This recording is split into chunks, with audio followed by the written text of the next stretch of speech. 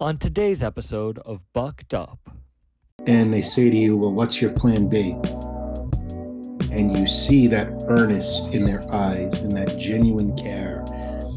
And the only thing you can do to be true to yourself is tell them there is no plan B. Yeah, yeah. Yeah, yeah. Yeah, yeah, yeah, yeah, yeah, yeah, yeah, yeah. Hey, What's up, Sam? What's going on? Thank you so much for doing this. Oh, my pleasure, dude. I'm glad we were able to work it out. Me too, me too. I'm happy. Let me just make sure everything is set on my end. I'm happy it worked out too. And my neighbors stopped screaming. I have Yeah, I have two neighbors downstairs that love yelling at each other, and it ruins many a podcast. shit happens, brother. Shit happens. You have ever had any bad neighbors? Oh, I've had plenty of bad neighbors, I can assure you. You have a worst one? Uh, I think the worst one I had was actually the polar opposite of yours. Um, they would like complain if I walked too loud, like Oh. like literally one day they called me and complained about how loud my answering machine was. And I'm like, dude, it's an answering machine. What are you talking about?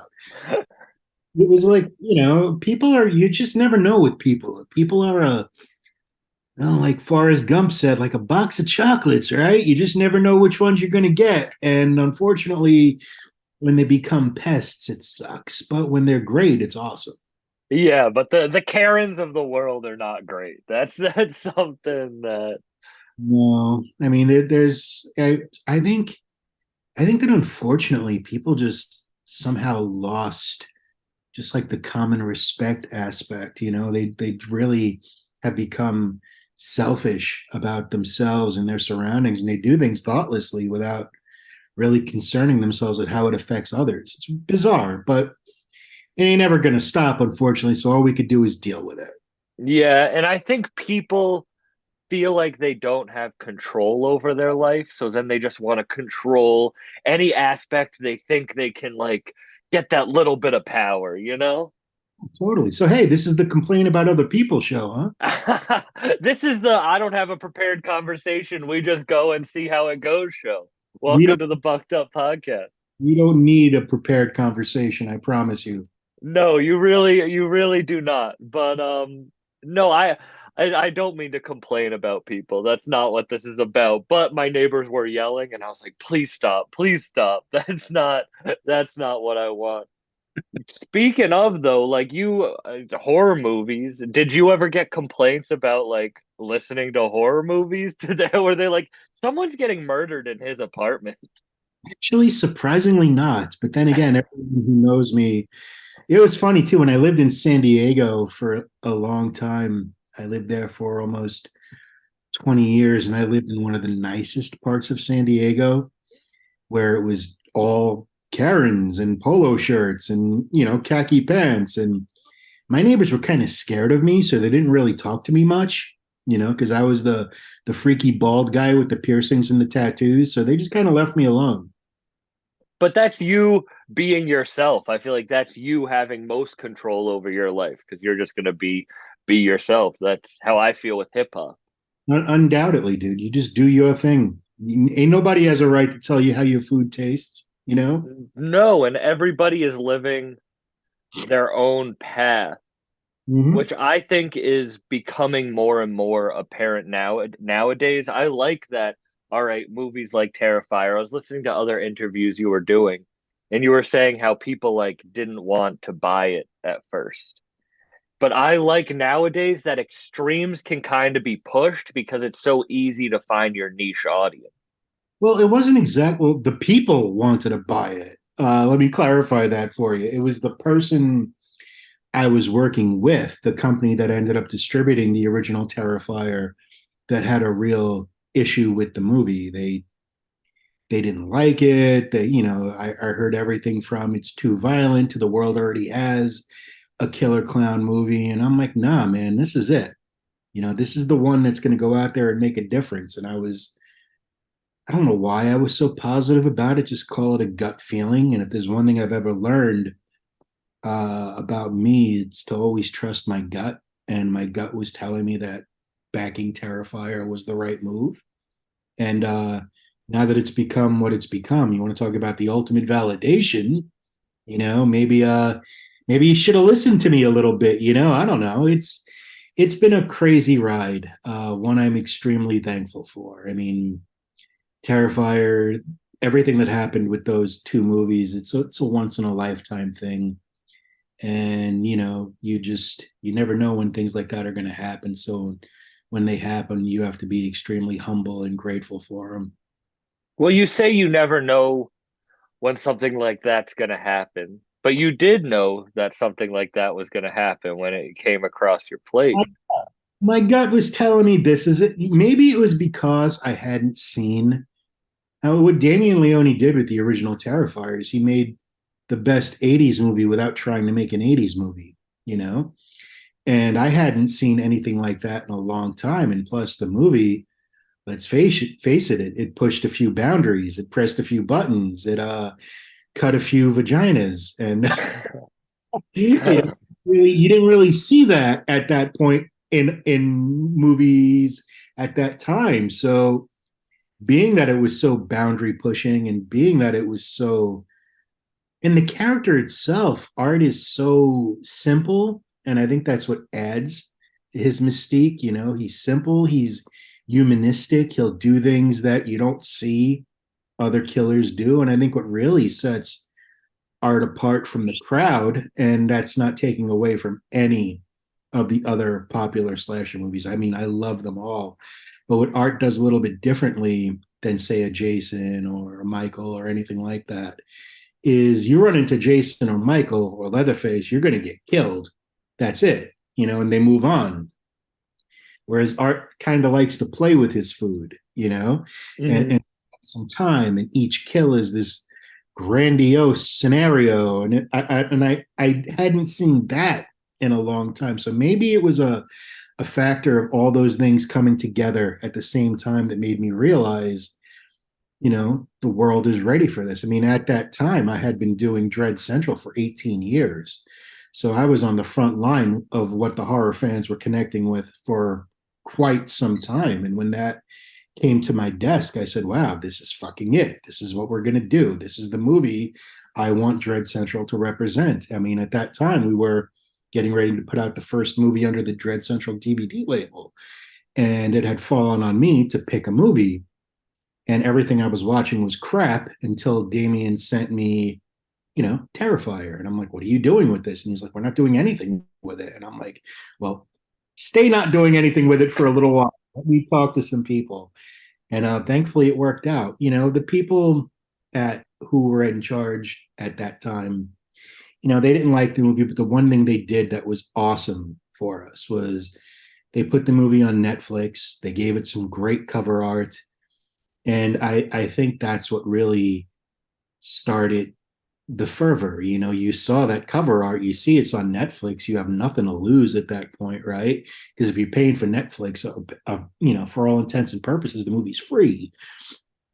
So you sit down, you watch it, and that's how it was able to find its audience. And then through a stunning combination of word of mouth and availability, the movie exploded.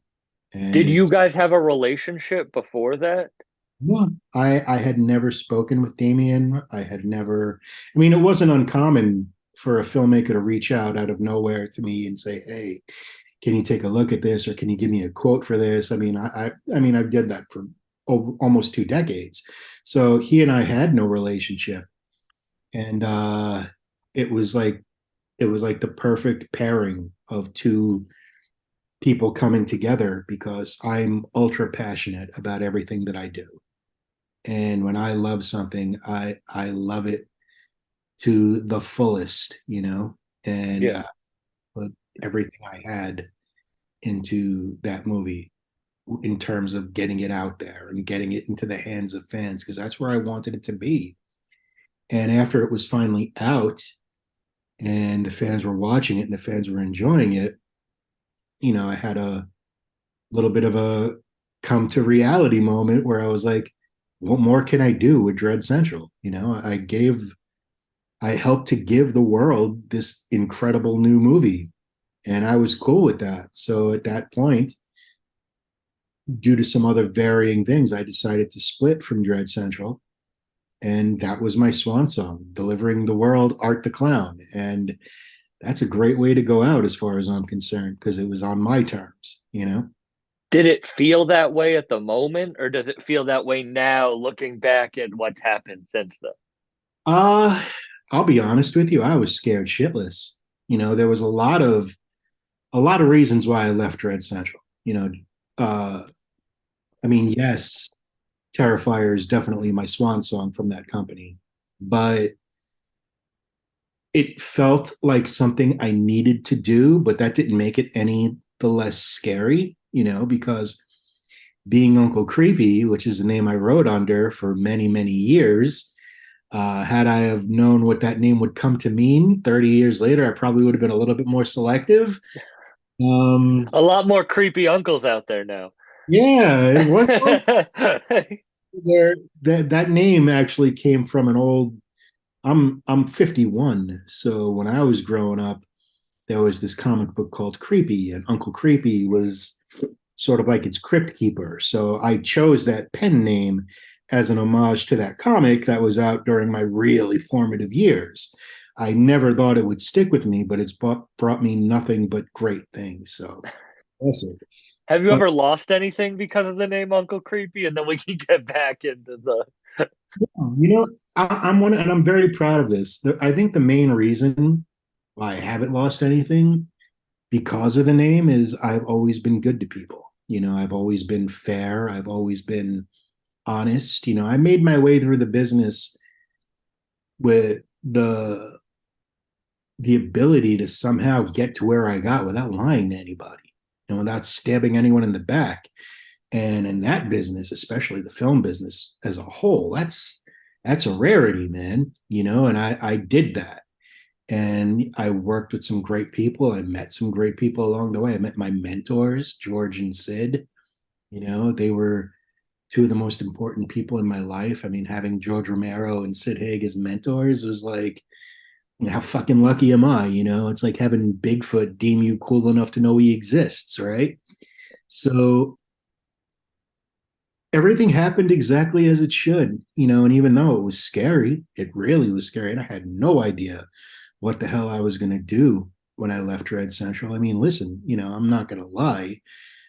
I got a GED. I didn't even really finish high school. I got my GED diploma. I never really went to college.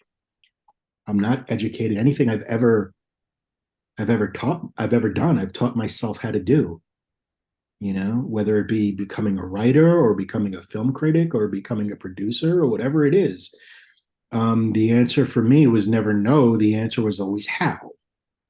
And that's kind of what I lived by. Is like, how do I get this done? How can I do this? How can I get to where I need to be? And a lot of that was just by utilizing the great words of Sid Haig when he said, Steve, just know when to shut the fuck up and listen, because when you listen to people, especially people who are in the industry and have been around this scene for a long time, the best thing you could do is try to absorb what they're saying and try to apply it in a way that's applicable to you. And that's what I did. It was a rough road, man. I ain't gonna lie. I didn't really find success until I reached my 50s. And that's friggin' nuts. But, I stuck it out, man. There were times where it was a lot of long nights of no sleep and ramen noodles and beef jerky and pretzels because that's all I could afford, and just staying at it because I loved it. I mean, the horror genre is who I am. It's what I am. I can't fake this, There's an air of authenticity about the people who work in it. And I think maybe that's what Sid and George saw in me was the authenticity that I had for this. I love this. And I was lucky enough to have them, teach me the ropes and answer all my stupid questions when I ask them. I used to ask people kind of, what advice they would give to people, but through this, passion is really it. If I was going to ask you what kept you going, you answered the question, passion. And I don't think people realize that that's really the only thing you need. Passion and patience.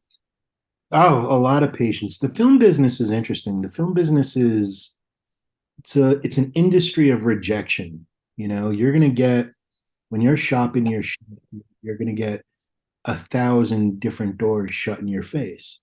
And that's just the nature of the game. People will tell you no for a multitude of reasons. It's not always because they don't like what you're doing or they don't think you're good. It's because maybe they have a similar project, or maybe they have something that's already checking the boxes of something you're proposing. So you got to really learn to not internalize that and just readjust. All right, that didn't work.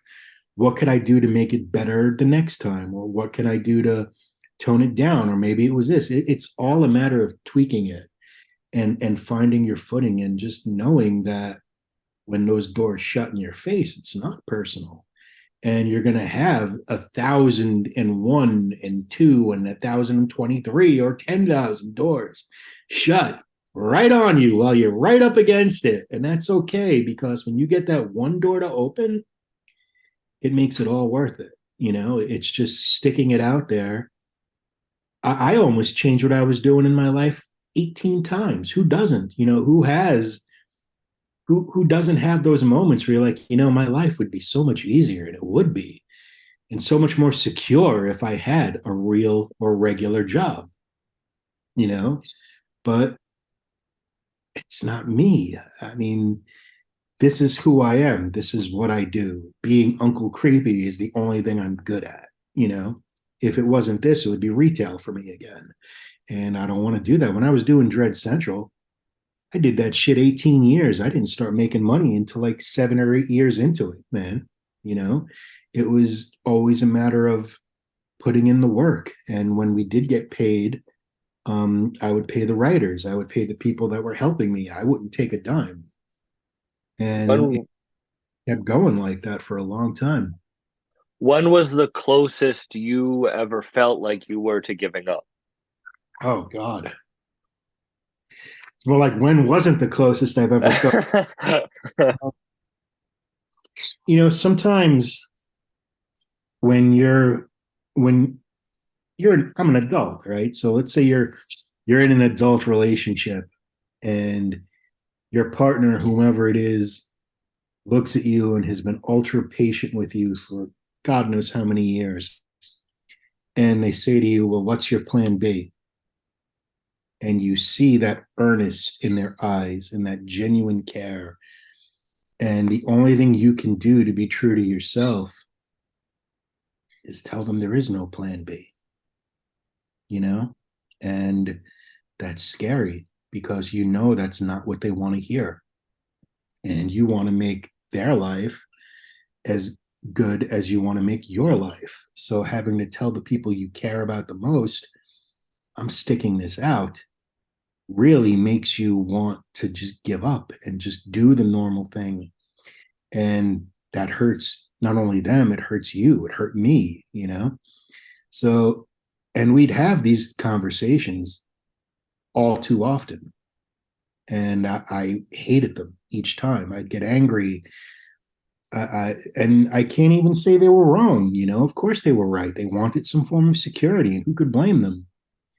But if you're in this industry and this is what you want to do, there is no plan B.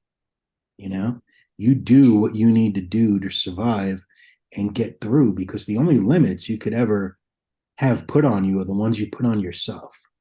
You got to just sit there and take it and learn and just keep trying. I mean, it took me literally, I've been in the business for 30 years. It took me to year 30 before I realized who I was supposed to be and what I was supposed to do. And now that I'm at that point, I'm just insanely grateful, because knowing that I didn't give up and I stuck it out and I had to make some really difficult choices makes that pill a little easier to swallow now, that Hmm. but there again, man, it was all the time, all the time. How, Every time I would work on something and I'm like, I ain't making much money from this. What am I doing? And I'm putting all this time into it. And it's scary, man. how does it feel looking back at that journey? Like, how does it feel if you could sit across from that kid that was 13 wanting to be in the, horror industry or whatever, you know? I'd tell him he was crazy, but I would tell him I would tell him to stick it out, man. I mean, if it's in you, it's in you. And it's in me. I love the people who I work with. I have the most respect for Damien and Phil Falcone and Mike Levy and everybody associated with Terrifier. I'm just happy to be even remotely associated with that brand. Yeah. And I'm grateful for them every day. And I now I've gone from being the guy that nobody would piss on if he was on fire to having a pretty full dance card. And I got a long memory and I only want to work with the people whom I want to work with. And those are the people who just never screwed me. They just believed in me and were supportive of me. Yeah. It's funny too when you get like even a little bit of success, how those floodgates open of all these people that are like, oh well, blah blah blah. We should do this together. We should do that together. I'm like, where were you when I had nothing? And Hmm. it's a really weird ride, but it's one that's very worth taking. And I don't hold any ill will toward anyone. Certainly, it's just that you know I I'm lucky enough right now to have the luxury to choose who I want to work with. And again, it's only a few people. and, Yeah. and I'm fine with that. I think that's great because I like being able to work with the people I trust and the people I love and the people I want to see succeed and the people I want to succeed with. Well, I think that goes back to what we were talking about at the beginning of the conversations, not the bad neighbors. Don't worry, we won't go back there. But no, but about things don't have to be lowest common denominator anymore. Mhm. Things can be like Terrifier. Things can be like how you want. You can be successful just working with the people you want to work with. It's not like you all have to go into this one project because that's the only way to make a movie. It's not even that in that field. Like honestly, you're probably the second or third person in the film industry I've ever talked to. I'm a comedian. I've talked to rappers. I just enjoyed the energy off of it. But it's like things can be niche now because it doesn't need to be lowest common denominator. You can start like I think people look down upon technology and how things are going, but I think it's created an ease to do what you want to do and work with the people who you want to work with in a way that's never been done before. Absolutely. And technology has helped a lot. It's been about as much of a hindrance as it has been, a help sometimes, but it depends on how you're using it. You could use anything for evil or good. It depends on the. Hmm. So some people choose to use the internet to troll others and make them feel like shit or whatever the fuck they want to do. And other people just use it to just say, hey, man, I'm out there. This is my shit. Hope you like it, and that's what I use it for. I'm the king of self-deprecating comedy. I always will think that I'm the worst at everything, and I'm fine with that. If you can't laugh at yourself, who the fuck can you laugh at, right? Hmm. So the internet has changed. If it wasn't for the internet, I never would have been Uncle Creepy, for that matter. It's given me so many gifts that I definitely wouldn't have had a chance to receive if had I have ignored technology. And it's given me a career. So I'll never badmouth it. I'll badmouth the people who use it to just shit on others but that's Yeah. that thing, man. You can the one thing I've learned throughout this whole thing is no matter how good you are, no matter how much you try, you're the fucking supervillain in somebody's story, dude. You know, and there's nothing you can do about that. and you have no control about that. But what you do have control over, what you have absolute control over, is how you deal with that when it's presented to you. You know, you can't change somebody's mind about if they think you're a dick or you're a fuck up or you're whatever, but you don't have to get mad about it. You could just be like, all right, man, that's your opinion. And you just move on. And you use that to fuel yourself to get better. You know, I never take it. People can call me anything they want. I don't care. You know, I know who I am and I know I'm good to as many people as I can be. I never refuse a fan anything. You know, I will do whatever I can to make sure anyone who's a fan of whatever has what they want to make them happy. And that's one of the things I'm really jazzed about the Terrifier fan base because we're really, really good to our fans and we're really plugged into them too. You know, when everything was going on last year at this time and shit was blowing up, the fans, man, they weren't just on the ride with us, they were in the car, you know? Mm-hmm. That's how close we are. And I love that because it's great to be able to talk to them and stay in touch with them and find out what they like and what they're looking for. Because without them, without you, without the people watching, we don't have a career. We don't exist. So you gotta really just, you know, whether people like it. I get people writing me every day how much they hate Terrifier and Terrifier 2. And my response is sorry you didn't dig it, man. You know, it's not for everybody. Thanks for giving it a shot. Yeah. Hell, when you do that, you're automatically disarming them because they're ready to try to lure you into some giant internet tirade. And I don't do that. I'm like, hey man, thanks for watching. Sorry you didn't like it. Whatever. But if they're doing that, they don't have time to create the thing that's being created. That's on them. But you're talking about, all right, it took you a long. Do you think you would have had this mentality if you had found success younger in life? Say, like, when you first thought you were going to find it and it didn't happen, did you think you could have dealt with what you have now back then? You, my friend, ask some really intense questions. That's We I'm, could just talk about the movie if you want, but I watched all your other interviews. I, I want to talk about things that haven't been talked about. no, I love this. I'm not shying away from it at all. I'd rather talk about this kind of thing. Um, Probably not, you know, to be very honest with you, probably not.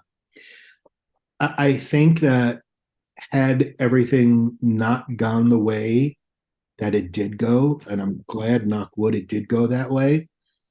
But I think had things gone completely sideways or even one thing different, I think I'd have been a completely different person. So probably not, you know. Um, you know, my story isn't unique, man. I grew up my in like dysfunctional family circus. My dad was a fucking raging alcoholic. My mom was kind of nuts, you know. I love her and I loved him, but whatever, you know. So I grew up in front of the TV, man. The TV is where I learned everything. I learned my moral compass from watching George Romero movies because he taught me my right and wrong. So here's a guy that raised me without even knowing me, you know? And there are two ways to handle things, man. You can either get mad about all the shit you've been through and use it as a crutch, or you could use it as fuel, you know, to make yourself better. Like the one thing my dad gave me was just to know how not to be, you know, and I choose that. It's it's human nature, man. I don't think there are any right or wrong reactions to things. I think it's just it depends on the situation. I don't think I would be as level-headed as I am now if I didn't experience all the shit that I went through. I mean, I lost my mom died when I was 17. My dad killed himself when I was 22. So that pain that made me, you know what I mean? The one thing that Yeah. nobody can away from you is your experience and your pain, and I've been through a lot of bad times, and I'm not sitting here like, oh, woe is me. But it's fine, man.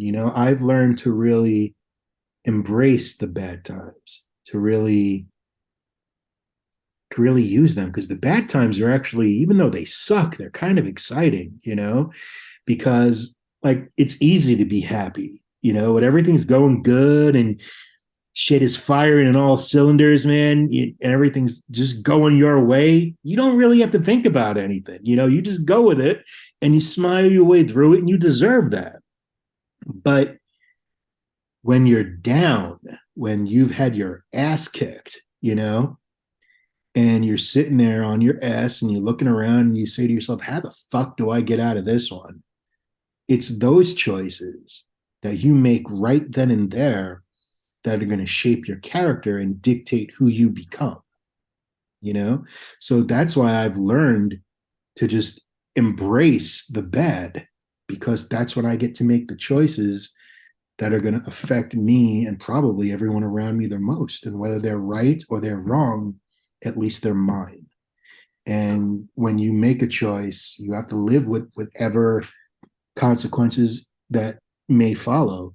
I dealt with a lot of consequences to get to where I am, a lot of failed relationships, a lot of living with nothing, a lot of having no money at all. I mean,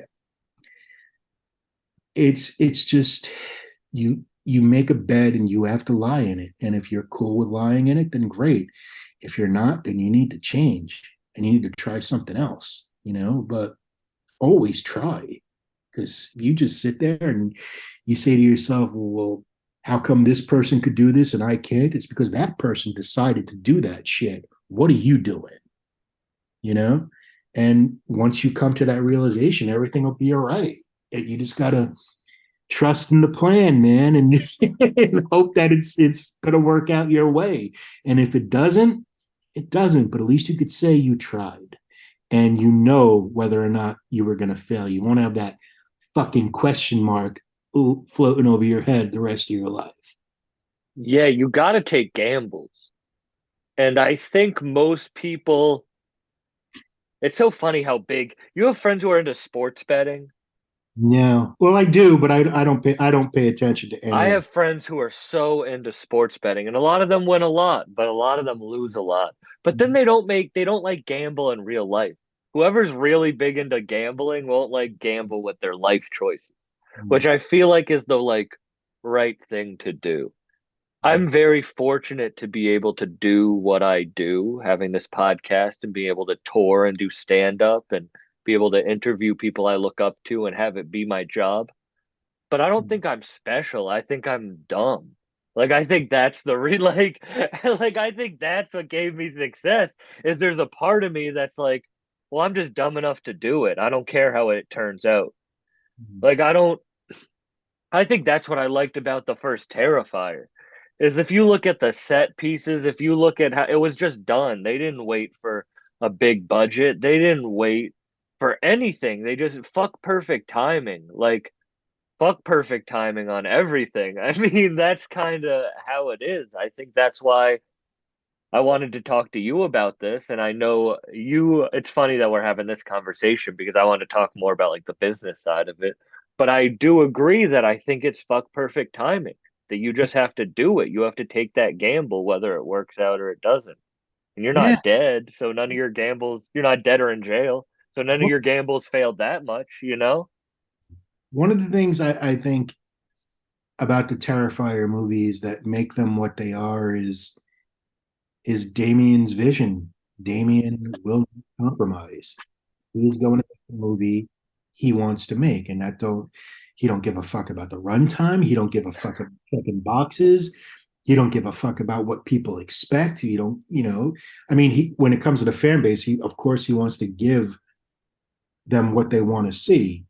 But a lot of times with movies, especially movies nowadays, it's like I don't envy filmmakers right now because a lot of filmmakers, especially studio filmmakers, they have to go in and they have to check all these different boxes, to get their movie made. And Damien doesn't do that. Damien makes what Damien wants to make. He makes the movies he wants to see. And I think that's what makes him so special. And that's really, he reminds me a lot of Romero like that. He's just an uncompromising person when it comes to his vision. And, he has great people around him like Phil and George Stuber and the Levies and everybody who showed up on set to make those movies every fucking day, And I'm proud of him. I'm so fucking proud. And I'm proud to be a part of it, man. But that's all Damien. He just would not compromise, and that's why you have kills like the hacksaw scene and the bedroom scene with the salt and the bleach. He's fucking out there, man. But And it's funny. Like, it's funny. I just went to the re-showing with my dad. We went to see a couple days ago when it was back in theaters, and I realized how funny it was. But I was like, as a comedian, I was like, damn, this is like, I think this is a big difference. Is like, it's not taking. It's serious, but it's serious in the way that you said you liked old school hip hop. It's like Wu-Tang isn't joke rap, but they'll make you laugh with some of their bars. It's like Terrifier isn't a comedy, but you're gonna be laughing at some shit in it. well, it's because the violence, it goes so far over the top that it becomes sort of ridiculous, And Yeah. once the initial shock wears off, you start laughing just because it's so outrageous. And I think that's what, I mean, horror and comedy have always kind of gone hand in hand. When you get scared or some shit, your first inclination after the initial shock of the scare is to laugh, So you have all these, like, nobody would have seen him going away and getting bleach and salt. It's just crazy. Like when I watched the original Terrifier, when I saw Catherine hanging upside down, I was like, it would be so cool if the director did this, but there's no fucking way he's gonna do it. And then the next thing I know, he's doing exactly what I thought would be cool that he would never do. And I'm like, holy shit. And showing it, not just implying it, which I think a lot of horror sits on is implications, which I'm not a big fan of. Oh, he put the camera right there between the air sheet. I was like, holy shit, dude. And I think that's part of it. That's become the violence in those movies have become its signature because it's so, I mean, Art the Clown, he's so over the top. I mean, he's evil personified, but you kind of want to hang out with him, Yeah. It's almost like the people he kills kind of, I don't want to say deserve it because nobody deserves to die that badly, but they kind of invite it. They're like, oh, let me take a selfie and sit on his lap. No, he comes to the door with Halloween candy. Give the motherfucker some candy. He won't come back. You know what I mean? It's just like the people who die the worst in those movies are the people who kind of fuck with him. And No, this is somewhat, this could just be me figuring something out that is known to everybody, but just me. I was stoned as hell in the movie theater, and I had this realization where I was like, damn, horror movies are just the bullies, like the bullies getting bullied. It's like the people who are bullied bullying back. And that's what I saw with Terrifier 2. I was like, oh, he isn't even a bad person. He's just bullying the bullies. And he is. I'm not saying that he's not, of course. But that, I was like, damn, if you look at any horror movie, really, it's like the bullies are getting it. yeah, and I think that's part of the mystique of horror, that horror is very subjective, as you know. I mean, different people find different things scary. Different people find different things offensive. It's really subjective, and I think that's because horror is one of the few genres that's named after an actual human feeling, like a human emotion. You can feel horror. Something could be funny, feel comedy. I don't know. Um, and I think because we're just so in tune with that, and also because we have, as people, this really strange fascination with death. Like if you take a block in a neighborhood, and on one corner you have a woman giving birth, probably the most beautiful thing that could ever happen, right? And you put it on one corner, and on the other corner you have this fucking ghastly car accident where people are dying. More people are likely to go check out the car accident than they are the woman giving birth. And I think that's because we're just so fascinated with death and horror and what comes after we die. I mean, people have been telling horror stories since the fucking cavemen were writing cave drawings on their walls, dude. There's always ghosts or monsters or some shit like that. And I don't think that's going to change anytime soon. I mean, Hollywood has long treated horror as like the bastard genre of everything, like the ones to look down on, but it also, we always saved Hollywood's ass every time the movies were in trouble too. And one of the things that I'm most proud about with Terrifier, and I'm so thankful to the fan base for, is because they showed up.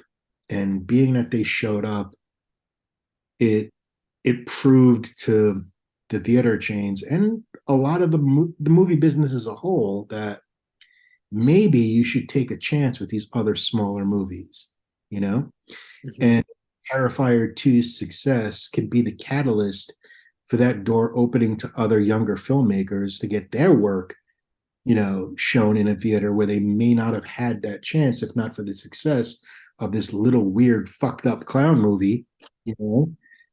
God bless. That's the greatest fucking compliment in the world. And I think we're already starting to see that too with the release of things like Skinamarink and Winnie the Pooh, Blood and Honey, and The Mean One. And, these are movies that wouldn't have gotten a theatrical release if not for the success of Terrifier. Did they perform like Terrifier? Probably not. But you never know what's going to perform. The only thing you could do as a filmmaker is make a movie that you can. And Damien has that mentality, and so does the entire crew. And when Damien sets out to make a movie with everyone's rowing in the same direction, and that's to make the best movie that they can. I For mean, that is true, but then there needs to be people like you who can push that and make it so like it does sell as well as it does. I'm very fortunate to be able to act as that kind of sounding board, to be able to get these movies out there. I I speak both Hollywood and fan, fluently. So Mhm. I'm in a really unique position to help when I really want to help. And like I said, when I love something, I love it wholeheartedly, and there's nothing I wouldn't do. And I hope to be working with Damien and Phil and everyone for the rest of my days. They're the most talented group of filmmakers I've ever seen, and I am happy to be a part of their camp. And I'm gonna stay in that motherfucking camp as long. And yeah, man, it's really cool. I always wanted to be part of like a phenomenon. Like I saw the hoopla behind the Blair Witch when the internet was in its infancy, and how that was just brilliantly marketed, right? And then I watched. I was one of the first people to see Paranormal Activity and start banging the drum for that, and look at what that movie became.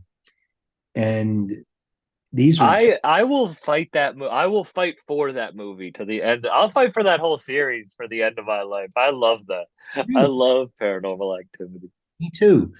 And to finally be able to be an actual part of something that becomes a phenomenon is the most amazing feeling in the world, Mhm. and we all of us, everyone associated with those movies feels it. And I can't even begin to illustrate how grateful we are. Like words do not even cover it. Was there anything that was either too much or too expensive to do in either two or three? That's the well, three isn't even three is can't say anything about three, but Yeah. Other than I saw the trailer, the like teaser, which I loved at the end of two. It's that gonna be a cool. Christmas. Yeah, that was really cool.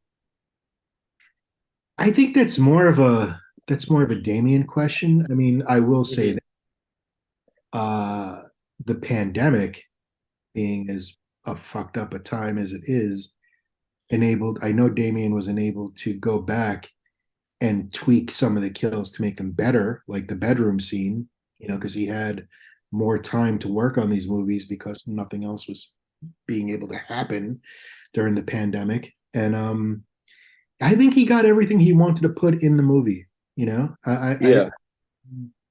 I think one of the main complaints about the original Terrifier is there's no story, and that was true. And Damien's like, okay, you want story? Hold my drink.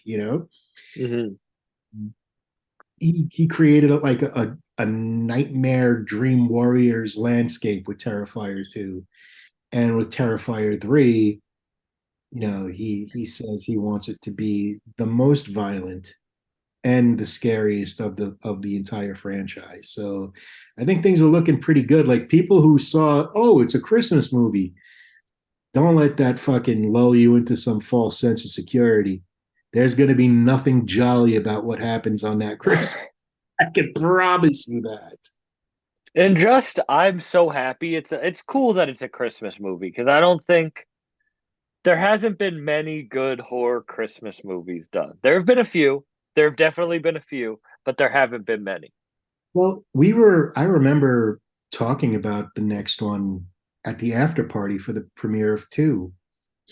And that's when the idea of Christmas got floated to me. I know Damien and Phil and George were talking about it internally, but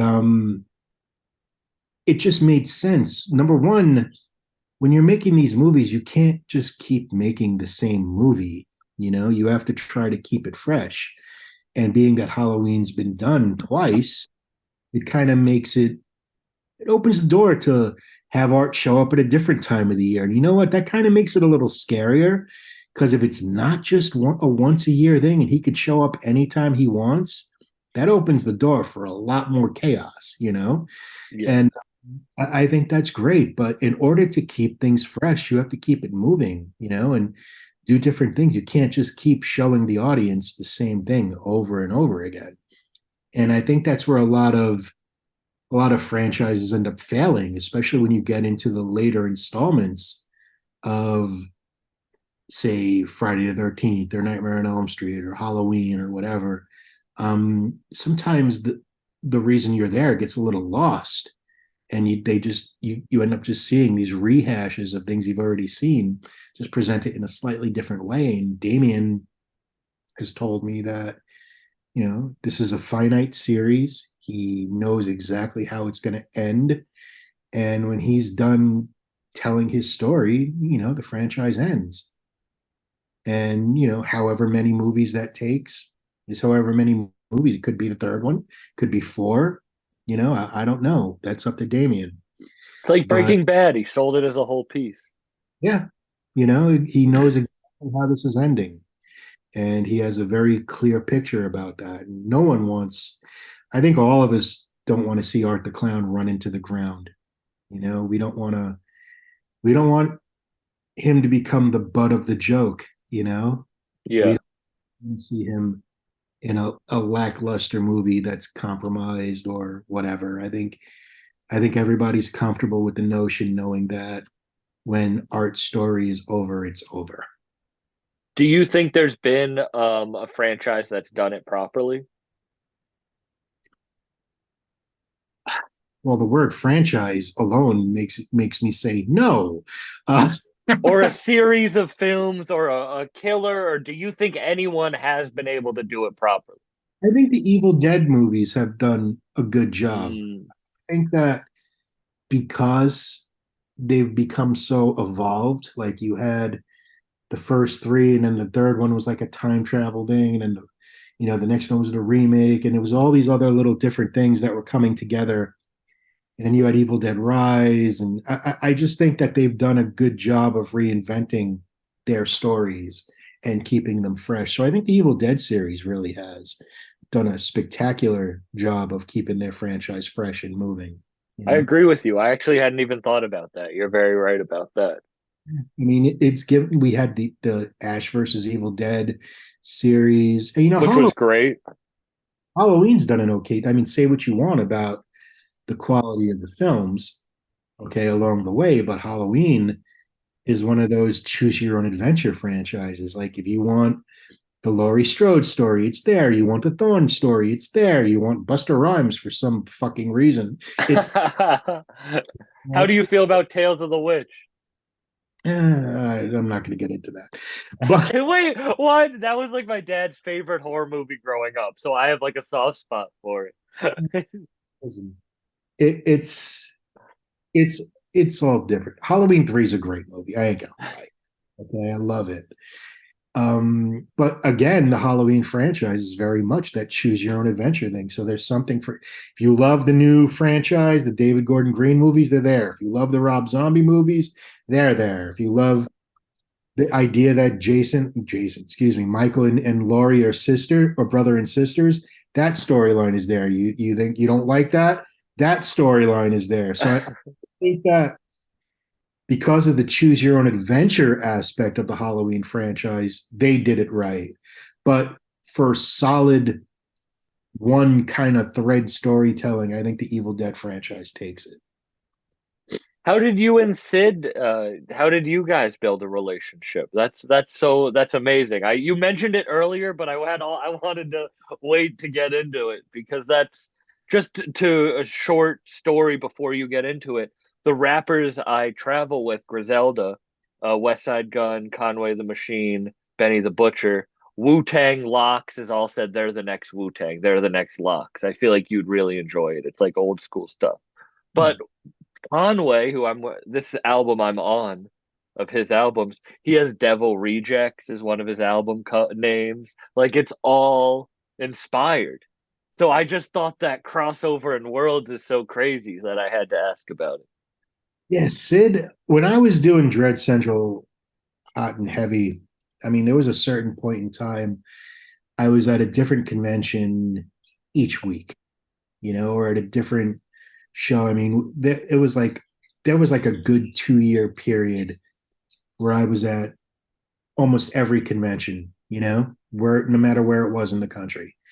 And when you're on the road that much, you meet people like Sid, and it became like fucking carnival, dude. It's like we would do the shows together, and then we would just hang out all night because Sid was a very real guy.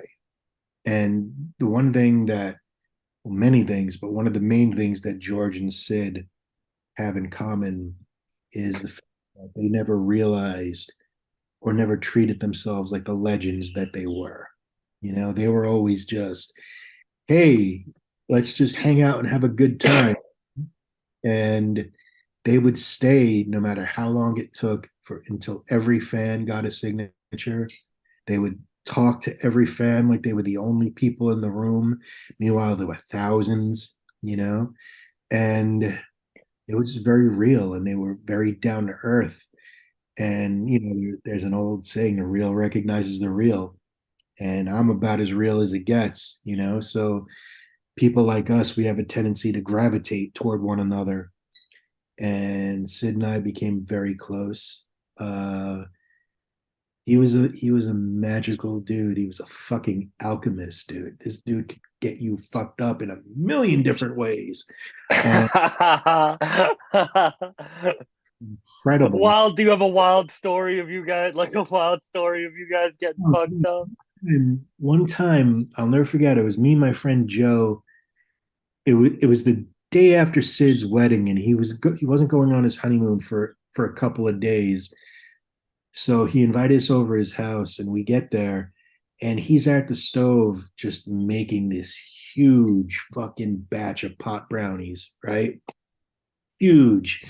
I mean, like you've never even seen it, right? And he takes them out, and we're just sitting there in his living room.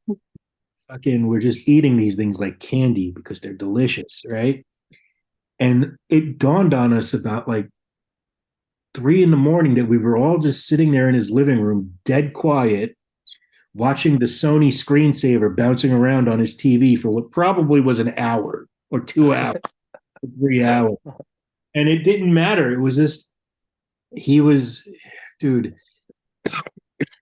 Oh, he was the best. He was so fucking funny. One time, That's one of the best highs when you nothing's going on. You're just in your brain with your friend. what the fuck was? I swear to God, we were just sitting there watching the Sony screensaver. It was the most amazing thing ever. You know, You're probably on like 1,000 milligrams at that point. who knew? You know, another funny story was one time, a friend of mine in Florida brought us a fat sack of weed, and we had no papers and we had no pipe. So Sid gets up, he goes, I'll be right back. And he comes back with a carrot. And he sits there and he literally carves a fucking pipe out of the carrot. I've never even heard of that. An apple, but never a carrot. Fucking carrot, dude. It's amazing. That's amazing. I mean, what could you say? You know, at that point, you kind of have to marvel at that shit and be like, wow, that's fucking intense, dude. This dude has many talents. No, he was so funny. He was the best of us. He really, really was. And he is so missed. That's amazing. Man, this was a really amazing conversation. I really appreciate your time, taking time out of your day and doing this. Oh, thank you for wanting to talk to me, man. Of course. Where are you based out of? Right now, I live in Haddonfield because, of course, I live in Haddonfield. Why not? You know, it's part of the cosmic joke that is my life. Wait, where's Haddonfield? New Jersey.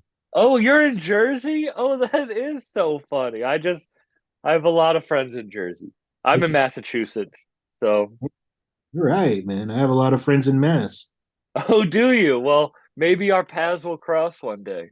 I'm surprised they haven't already. Did you ever go to Rock and Shock? No, I actually haven't gone to Rock and Shock. I've done a million Rock and Shocks in Worcester, Mass. Really? I live 20 minutes north of Worcester. Oh, that's crazy. Oh, dude. I know I'm fucking up. Next time you're in Worcester, you got to let me know.